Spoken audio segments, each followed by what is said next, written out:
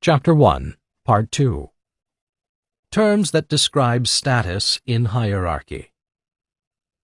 Psalm 82 and 89 both refer explicitly to the members of God's heavenly host, comprising a council or assembly under God's supreme authority. A range of terms in the Old Testament describe this heavenly bureaucracy. Note, in addition to these lemmas, all of which occur in the Hebrew Bible in at least one context of a gathering of divine beings, such as the throne room of God, mention should be made of dur, circled camp, generation. This term is not used in the context of a divine bureaucracy, but its Northwest Semitic cognate dur certainly is. Endnote. 1. Assembly, Edah. 2. Council, Sod. 3. Congregation, Kahal. 4. Assembly, assembled meeting, Moed. 5. Court, Aramaic, Din. The term Edah appears nearly 150 times in the Hebrew Bible. It refers to a variety of assemblies, throngs, and communities. Its use in Psalm 82:1 is clearly describing a group of divine beings, as many scholars have noted exact parallels to the phrase in the texts of Ugarit, whose language bears close relation to that of Biblical Hebrew. Note, it is from the texts of Ugarit that scholars have been better able to understand biblical references to El, Baal, and Sheol, for example. At Ugarit, the phrase Dit Elim occurs twice. Endnote. Hebrew Sod is less common, 21 occurrences, than Edah, but biblical writers employed it more often for references to a council of holy ones under Yahweh. We have already cited Psalm 89:7 in this regard, but the following references make mention of Yahweh's divine council: Job 15:8, Jeremiah 23:18 and 22, and Amos 3:7. Certain specifics of these passages with respect to the function of the council will be considered below. In addition to Sod, Psalm 89:5 utilizes the word Kahal, assembly of the holy ones. This assembly includes the sons of God and meets in the skies. Hebrew Kahal occurs over 120 times and, like Edah, elsewhere describes a variety of groups, mass groups of people, and military companies. The noun Moed refers generally to a meeting place. The notion that the assembly of the gods meets at a cosmic mountain is common across ancient Near Eastern literature. At Ugarit, the Mount of Assembly varies with the deity and his council. In biblical thought, the Mount of Assembly, Har Moed, is the place where the stars of God meet with the Lord in the far north, Yarkete Tzafon. The Aramaic lemma Din occurs 5 times in Ezra and Daniel. Each occurrence has something to do with justice or rendering judgment. In Daniel 7:9-10, amid the heavenly scene where 1,000 thousands and 10,000 times 10,000 stood before the Lord, the seated Ancient of Days, thrones are put in place, and the court sat in judgment. Many scholars have pointed out that there is a discernible hierarchy within the divine council. All council members, including Yahweh, are heavenly spirit beings. Note, the hierarchy referred to here is not to be superimposed on theological terms like Father, Son, and Holy Spirit. Since all members of the Trinity are of the same essence, the Godhead forms and occupies the highest tier of the council. Endnote. However, a careful comparison of the council terminology sketched here with texts from ancient Canaan, particularly Ugarit, and the terms sons of God, B'nai HaElohim, Elim, and angel, Malach, allows one to discern 3 tiers within the council. The term prince, Sar, is also relevant for hierarchy. Not all members of the heavenly host bear this title. As I discussed at length in The Unseen Realm, the princes of the supernatural realm are to be identified with the sons of God, assigned to the nations of the world in divine judgment by the Most High. These are the princes over nations that opposed Yahweh and his people. These sons of the Most High are later judged for corruption and rebellion in Psalm 82, thereby defecting from Yahweh's service. Note, Divine beings in a hostile adversarial relationship to Yahweh are by definition no longer in his service. While still being part of the spiritual world, membership in Yahweh's council means obedient service to him. Divine beings, such as Satan and the fallen sons of God of Genesis 6:1-4 and Deuteronomy 32:8, are now under judgment and no longer part of how God administers his sovereign oversight. End note. More positively, the princely terminology is used to describe the commander, Tsar, of the army of the Lord. The term chief princes obviously suggests tiered authority. Michael, the Prince of Israel, is one of the chief princes. As Collins notes, the origin of this prince idea is to be sought in the ancient Near Eastern concept of the divine council. The existence of national deities is assumed in the Rabshakeh's taunt. Who among all the gods of the countries have delivered their countries out of my hand, that the Lord should deliver Jerusalem out of my hand? 2 Kings 18:35, Isaiah 36:20. Detailed discussions of the evidence for the hierarchical structure within the divine council may be found elsewhere. Sons of God is a familiar language. Angel is the English translation of Hebrew malach, messenger. This language is intentional. Sonship language in the context of royal ideology conveyed the notion of high-ranking administration. The children of the king were not mere messengers, they outranked messengers. The sons of the king were an elite level of authority. They were extensions of kingly authority, granted that status by the king himself. The king's governance would include hundreds, even thousands of individuals, but authority was tiered. Family members, immediate and extended, had high ranking. The hierarchy of the divine council is illustrated by the functional terminology for the members of God's heavenly host, to which we now turn. Terms that describe function. There are a number of Hebrew words that denote what the members of the heavenly host do, or which provide a profile of activity. It might help the reader to think of these terms as job descriptions or attributes related to some task. 1. Angel, malach, plural, malachim. As noted above, the Hebrew word malach means messenger. It is therefore not surprising that the related noun melachah refers generally to a business journey or trade mission in the Hebrew Bible. In terms of the word's form, it is very likely that malach derives from the Semitic verb lech, to send, though this verb is not attested in the Hebrew Bible. This has led some scholars to suspect malach was brought into biblical Hebrew vocabulary from an external Semitic language. Note, Meyer writes in this regard, the mem prefix and a vowels of Hebrew malach conform generally to what is expected for an instrumental noun, identifying the vehicle or tool by which the action of the verb is accomplished, in this case the means by which a message is sent, hence messenger.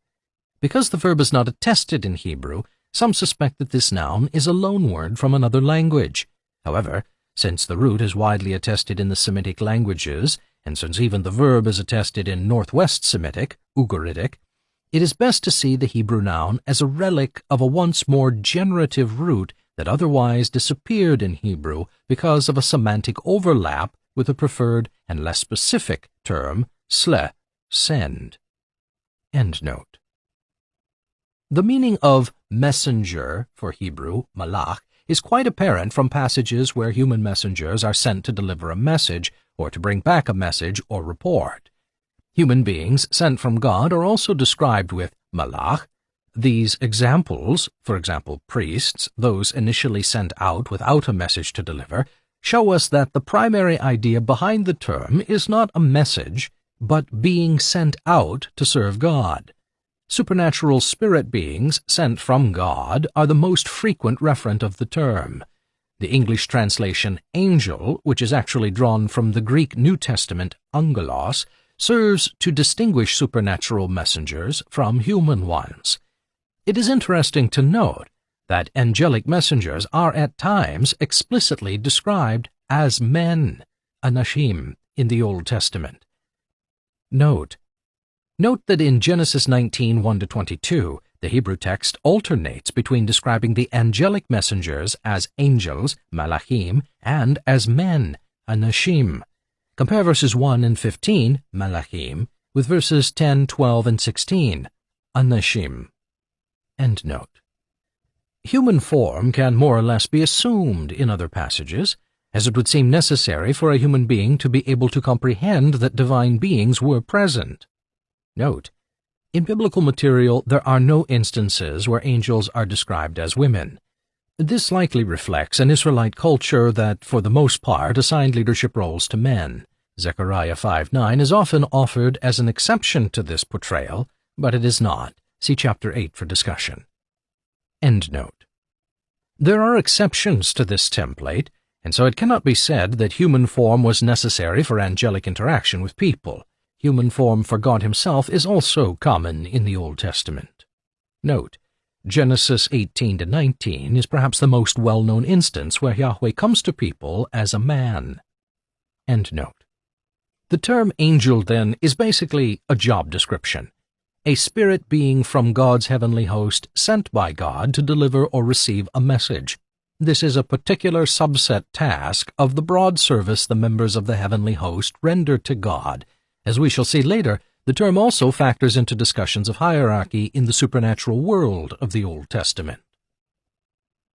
2. Minister. Verb shirt, PL stem sharet. We encountered this job description earlier in our survey of terminology. Psalm 103:20 refers specifically to angels, then adds, "Bless the Lord all his hosts, his ministers, meshartea, who do his will." Translating malachim per our earlier discussion, Psalm 104:4 tells us that God makes his angels, malachim, winds, his messengers, meshartea, as flaming fire. The Hebrew verb shirt has been broadly defined as attending to the service of God. The two instances of Psalm 103 and 104 are the only occasions where the verb is used to describe angelic service. Daniel 7:10 conveys the same ministering idea through an Aramaic term, 1,000 thousands served, yishamashun, him. The verb is used frequently of priestly service in Israel, and so a more nuanced understanding is possible. Given the basic meaning to attend a superior, it is understandable that the most important category for the theological use of yibud, to serve God with one's entire being, does not occur with the verb shirt, PL. Rather, the meaning corresponding to the verb shirt, PL, does not refer to people but to God, the performance of the cult. Shirt, PL, is the specific verb for this activity. The fact that most of the Old Testament usage is linked to priestly service contributed to the development of the notion of an angelic priesthood in Second Temple Judaism. However, the Old Testament concept of angelic mediation, considered below, is also an important element of that concept. 3. Watcher. Ir, plural, irin. The Aramaic term ir occurs 3 times in the Old Testament. Daniel 4:13, 17, and 23. Aramaic verses 10, 14, 20. I saw in the visions of my head as I lay in bed, and behold, a watcher, ir, a holy one, came down from heaven. Note, the ESV correctly renders the Aramaic phrasing ir vekadosh as a watcher, a holy one, instead of the more common a watcher and a holy one. The vav conjunction between the two nouns should be understood as creating apposition between them. This is certain from the context. Only one heavenly being speaks with Daniel in the passage. In addition, the singular participles that follow, which are used for the heavenly figure's proclamation in Daniel 4:14, point to one entity. Endnote. The sentence is by the decree of the watchers, irin, the decision by the word of the holy ones. And because the king saw a watcher, ir, a holy one, coming down from heaven. As we shall see in a subsequent chapter, this Aramaic term is found much more frequently in Second Temple Jewish literature. Scholarly understanding of the meaning of Ir depends on the presumed Semitic root from which one presumes it derived. Dahoud proposed that the term came from Ugaritic gir, to protect. Murray initially believed that a better option was Akkadian Iru, be wakeful, but changed his mind after Kaufmann's important work on Akkadian influences in Aramaic couldn't find primary source data for the connection. As Collins notes, however, some biblical precedents for the notion of angelic beings as watchful ones, but with different terminology, have been proposed. The most noteworthy is Zechariah 4:10, which refers to 7 eyes of the Lord which range through the whole earth. The watchers, however, never have this function in Daniel or the non-canonical literature. More recent research by Amar Anus leads to the conclusion that the term does indeed have a connection to Akkadian material, specifically the supernatural Apkallu, the central figures in the Babylonian story that is the specific backdrop to the infamous episode in Genesis 6:1-4. Anus writes, figurines of Apkallus were buried in boxes as foundation deposits in Mesopotamian buildings in order to avert evil from the house. The term Masare, watchers, was used of these sets of figurines in Akkadian incantations, according to ritual texts. This appellation matches the Aramaic term Yurin, the wakeful ones, for both good angels and the watchers. As the work of Anus and other scholars demonstrates, Second Temple Jewish literature, particularly First Enoch and the Book of Giants, draws on Mesopotamian material for its retelling of events associated with the flood. Watchers is the overwhelming choice of term for the fallen sons of God in Genesis 6:1-4 in this later literature. The connection to the Akkadian Mesare provides a secure basis for understanding the meaning of Ir to be vigilant watchfulness. This, of course, is consistent with being wakeful and a guardian role. 4. Host, Sabah, plural Sabaoth. Mighty ones, Giborim, Aberim. It is best to consider these Hebrew terms as a group since they ostensibly pertain to the same functional service to Yahweh, that of serving in his heavenly army. The broadest is Sabah, a common noun that generally refers to a multitude of people, compulsory labor, conscripted military service, or an army.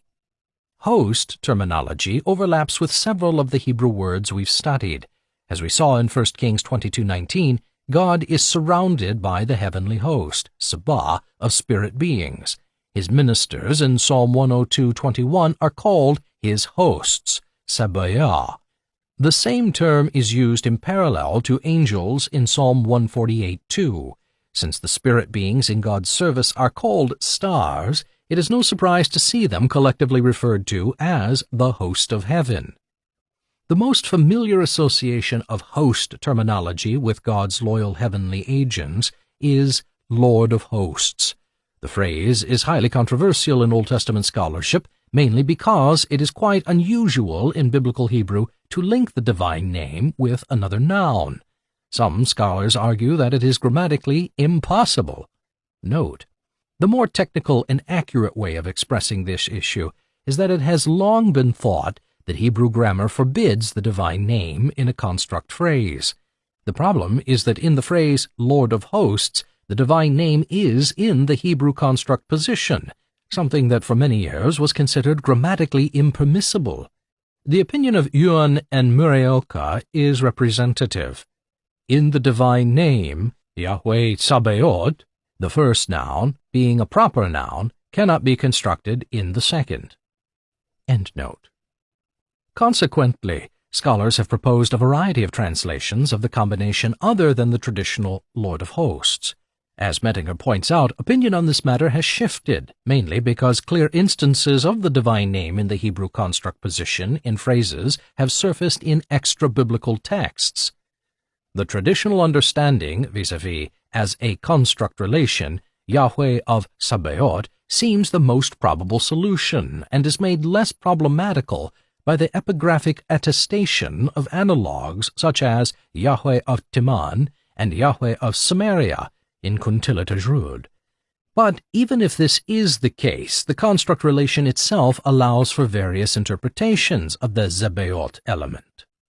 For our purposes, Mettinger's point is well taken. The traditional translation can stand, but its meaning needs a bit more attention.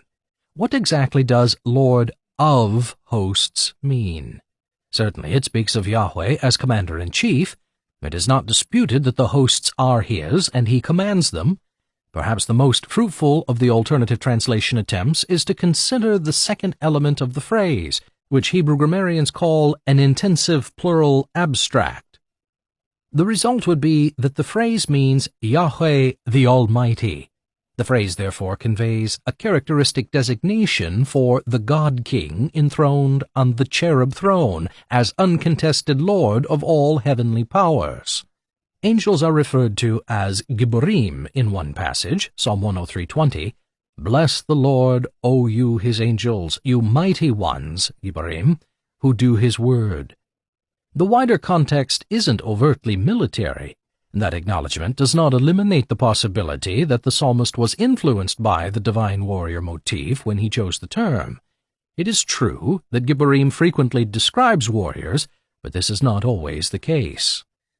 Note: the term Gibbor is often overread as giants due to its presence in Genesis 6:4 in concert with Nephilim. That the lemma does not inherently point to members of the sinister giant clans associated with the Nephilim is easily demonstrated. For example, Israelite warriors under Joshua who fought against these feared enemies are described as Gibborim. David is as well. Even God is called Gibbor in Deuteronomy 10:17. End note. The term is occasionally employed to describe community leaders or upstanding citizens. Had Psalm 103:20 described the heavenly Gibborim as those who defeat God's enemies, a warfare context would be clearer, but the lack of an explicit context here does not undo a warrior perspective. Readers would have quite naturally read the term as a reference to members of Yahweh's heavenly army. The description of heavenly beings as Abirim in Psalm 78:25 must be approached in a similar fashion.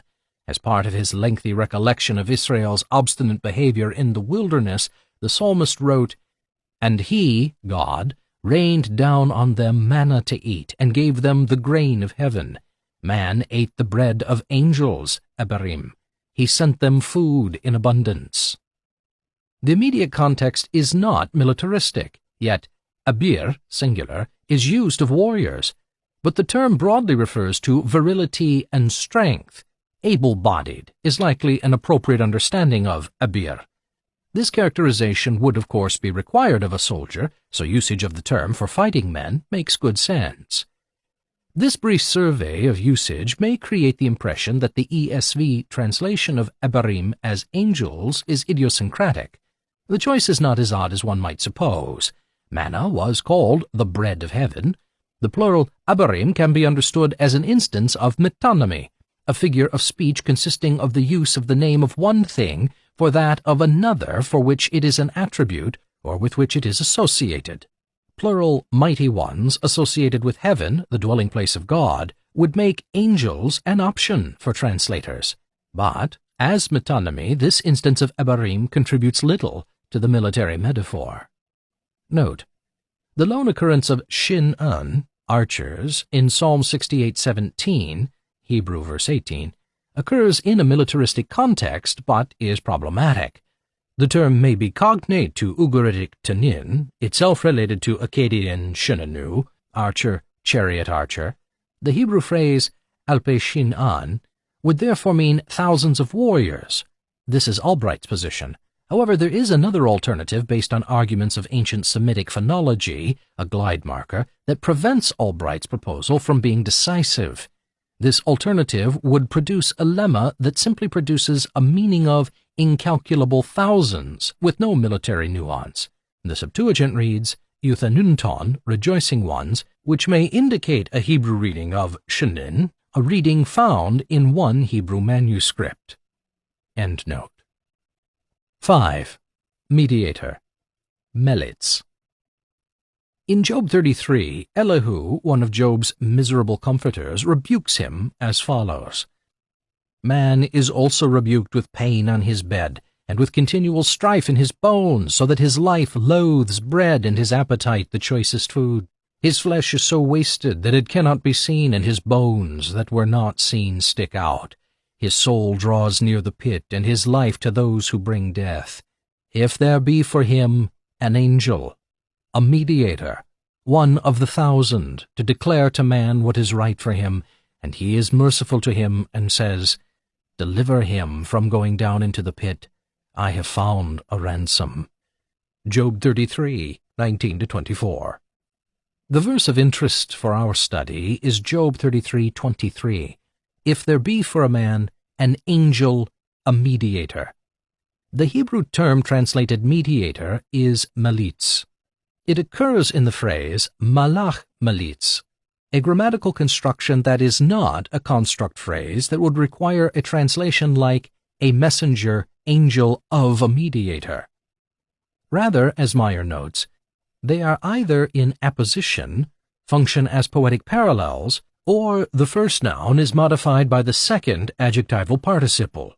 The result is that Job 33:23 puts forth the concept of angelic mediation for human beings.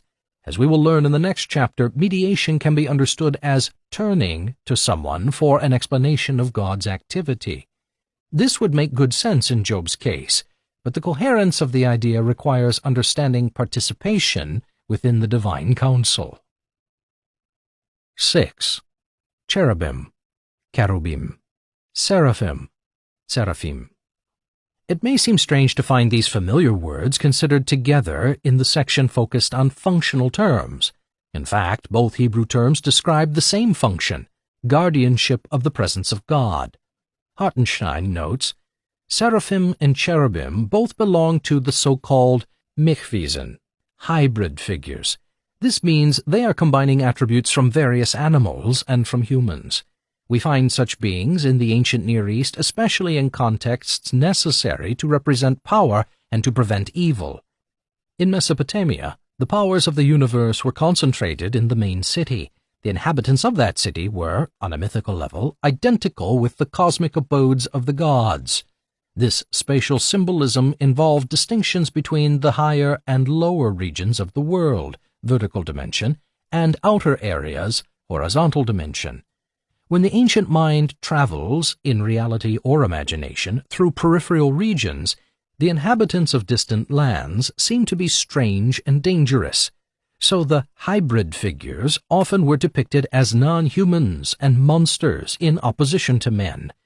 When tracing the traditional background of the biblical cherubim and seraphim, this symbolism of time and space should be remembered. Hartenstein's point is that cherubim and seraphim would be viewed as a blessing, protection, by those welcome in the sacred space they guarded, but as a terror to those unwelcome. These terms could be considered as describing the nature of heavenly beings, since cherubim and seraphim are divine creatures. Both are said to have wings, though the number varies. Cherubim are at times assigned 4 faces and both human and bovine body parts. Seraphim is the plural form of seraph, a Hebrew word also translated snake. These descriptions are reflected in iconography from the biblical period. Neither is ever qualified with the term malach, so it is incorrect to think of cherubim and seraphim as angels.